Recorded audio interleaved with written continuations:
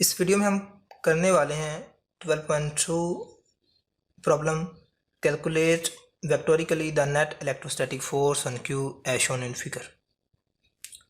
एक vector diagram है। इस डायग्राम में हमने चार्ज क्यू पर इलेक्ट्रोस्टैटिक फोर्स मालूम करनी है। ये हमारे पास चार्ज क्यू है। चार्ज क्यू जो है ये एक टेस्ट पॉजिटिव चार्ज है और इसकी जो मैग्नीट्यूड है वो बराबर है 4 माइक्रो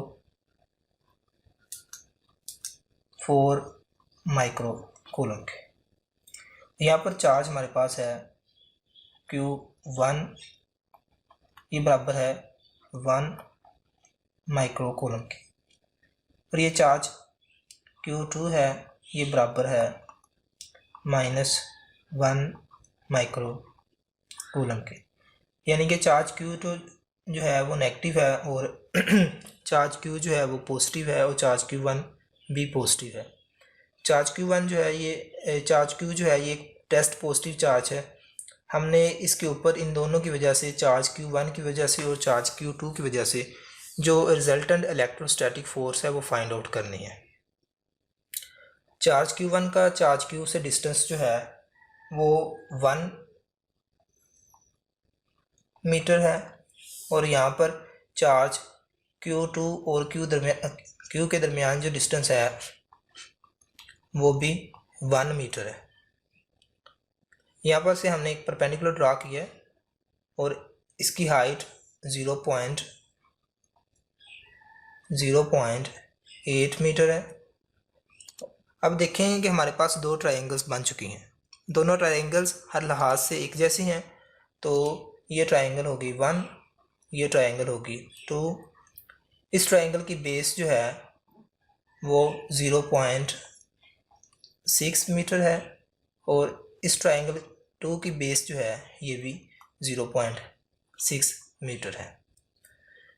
सबसे पहला काम हम ये करते हैं कि हम ये जो एंगल है ये फाइंड आउट करते हैं। ये एंगल चूँकि ट्रायंगल्स दोनों एक जैसी हैं, बिल्कुल एक जैसी हैं, तो उनके एंगल्स भी एक जैसे होंगे। ये दोनों एंगल्स बराबर होंगे। हम एंगल फाइंड आउट करते हैं। ठीक है जी। एंगल फाइंड आउट करने के लिए हम tan थीटा इस्तेमाल करते हैं। ये बराबर होता है परपेंडिकुलर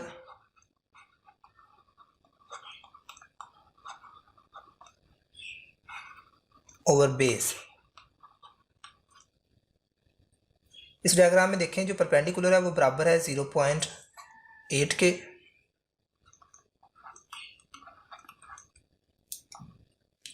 और जो बेस है वो बराबर है 0.6 के। ये बराबर हो गया 1.33 के।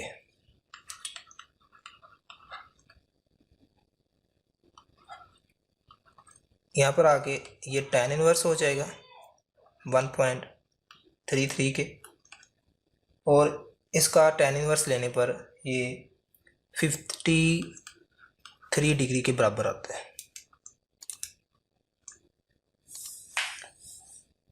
तो ये एंगल कितना है? 53 डिग्री। अब हमने दो फोर्सेस फाइंड आउट करनी है। एक फोर्स F1 जो कि चार्ज Q1 लगा रहा है चार्ज Q पर। अब देखें चार्ज Q जो है ये पॉजिटिव चार्ज है और चार्ज Q1 जो है ये भी पॉजिटिव चार्ज है। तो यहाँ पर जो फोर्स होगी वो रिपल्शन की फोर्स होगी। ये कैलकुलेट करनी है हमने by Coulomb's law. F1 is equal to 1/4 Q1 और दूसरा चार्ज Q है ओवर r²। वैल्यूज पुट करें। ये 1/4 ये कांस्टेंट होता है, इसकी वैल्यू होती है 9 × 10⁻⁹। Q1 की वैल्यू है हमारे पास 1 माइक्रो कूलम। माइक्रो को हम यहाँ से ख़त्म करेंगे तो 10⁻⁻6 लिखेंगे और Q जो है ये 4 माइक्रो कूलम है, तो इसको हम 4 × 10⁻⁻⁴ -6 लिखेंगे और डिस्टेंस Q1 और Q के दरमियान 1 मीटर का है तो 1 का स्केयर ले लेते हैं। 1 का स्केयर 1 होता है, ठीक है। यहाँ पर हम 9 को 4 से मल्टीप्लाई करते हैं, ठीक है, 36 आ जाता है। और फिर ये माइनस की 6 पावर है और ये माइनस की 12 और प्लस के 9, ये माइनस के 3 हो गए। इसको हम ऐसे भी लिख सकते हैं या फिर इसकी पावर ख़त्म करके भी हम लिख सकते हैं, ठीक है। ये 1 2 और 3 और यहाँ पर डेसिमल पॉइंट लिए हैं, ठीक है, 0.036 न्यूटन। इस ऐसे भी लिख सकते हैं। ये फोर्स F1 होगी।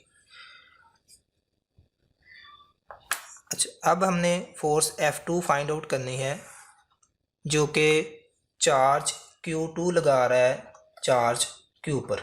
अब देखें कि चार्ज Q वो नेगेटिव चार्ज है और चार्ज Q2 जो है वो एक नेगेटिव चार्ज है और चार्ज Q जो कि टेस्ट पॉजिटिव चार्ज है। इसके ऊपर जो इलेक्ट्रोस्टैटिक फोर्स होगी वो अट्रैक्शन की होगी टूवर्ड्स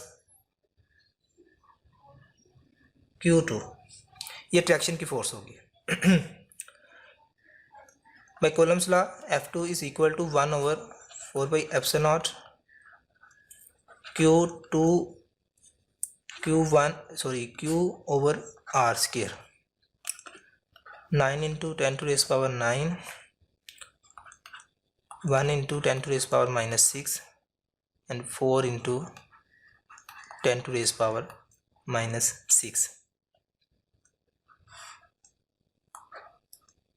r² r बराबर है 1 के, 1 का स्केयर, ठीक है जी। 9 × 4 36, 10⁻⁻12 प्लस के 9 माइनस के 3 न्यूटन।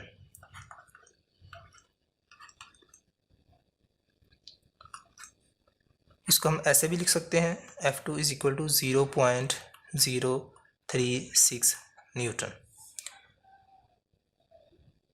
फोर्स F1 हमारे पास निकली है 0.036 के। फोर्स F2 जो है वो भी इतनी निकली है 0.036 न्यूटन के। और यहाँ पर हमने फाइंड आउट किया था एंगल थीटा, वो निकला है 53 डिग्री के बराबर। इसको जल्दी से रेज कर देता हूँ।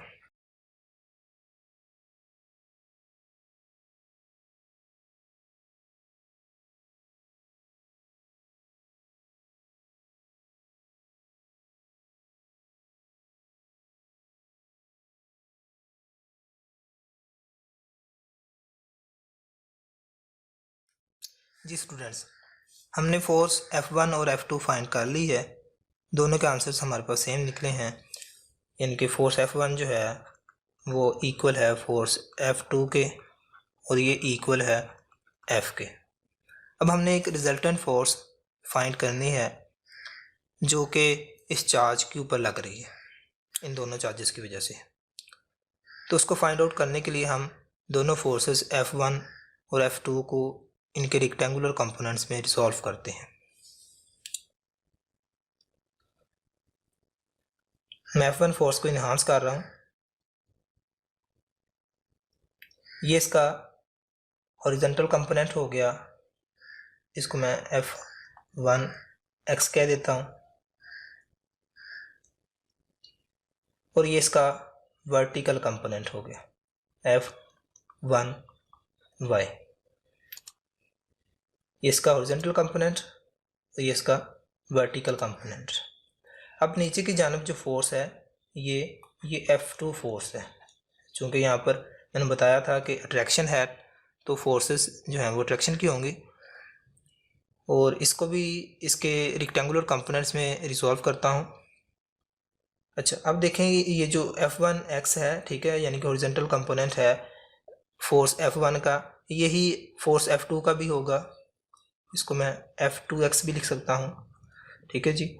और ये जो है ये डाउनवर्ड डायरेक्शन में ये F2y है, सॉरी F2y।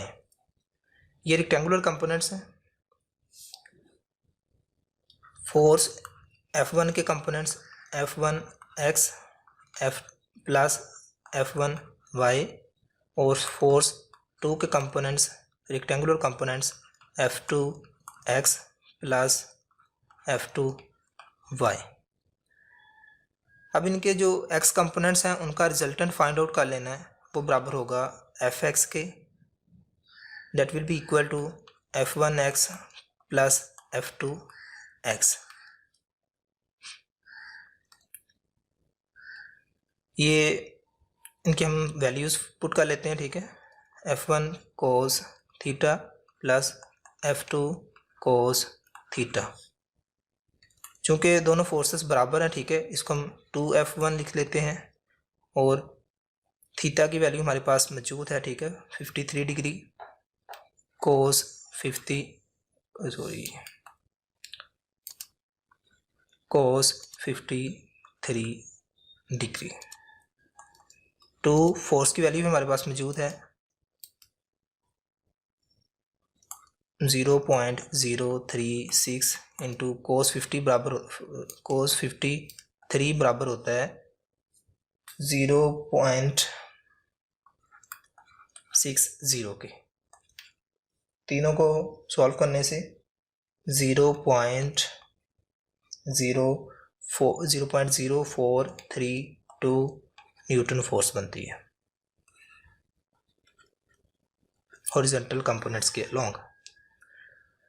अब गौर से देखें डायग्राम में कि जो वर्टिकल कंपोनेंट हैं ये F1y और F2y ये दोनों मैग्नीट्यूड में बिल्कुल इक्वल हैं, लेकिन इनकी डायरेक्शंस ऑपोजिट हैं। तो इनका जो सम होगा, रिजल्टेंट होगा, वो 0 के बराबर होगा। यानी कि मैं कह लेता हूँ कि इन दोनों फोर्सेस के जो y कंपोनेंट्स हैं उनका रिजल्टेंट Fy है, ये बराबर होगा F1 plus minus F1y plus minus F2y। चूँकि दोनों की मैग्नीट्यूड इक्वल है, दोनों की डायरेक्शंस एक दूसरे के ऑपोजिट है, तो ये बराबर होगा 0। इट मीन्स कि जितनी भी फोर्स होगी, ठीक है, वो x कंपोनेंट के अलोंग होगी, क्योंकि y कंपोनेंट का जो रिजल्टेंट है कंपोनेंट्स का वो 0 के बराबर आ रहा है। अब हमने इनकी ले लेनी है magnitude. Magnitude of f is equal to the fx का स्क्वायर प्लस fy का स्क्वायर और अंडर रूट।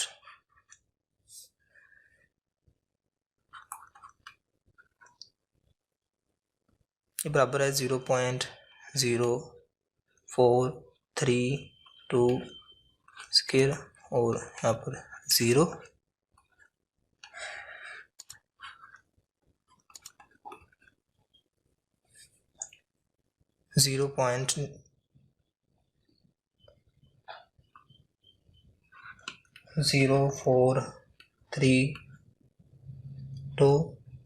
स्क्वायर से इसका अंडर रूट जो है वो कैंसिल हो जाएगा। ये हमारे पास इसका आंसर निकला है। चूँकि सारी की सारी फोर्स जो है वो हॉरिजॉन्टल कंपोनेंट के अलोंग है, ठीक है, तो हॉरिजॉन्टल कंपोनेंट के जो यूनिट वेक्टर होते हैं उसको हम आई लिखते हैं, ठीक है। ये फोर्स निकलेगी टोटल।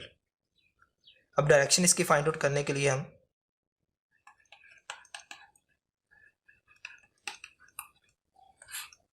उसके लिए हम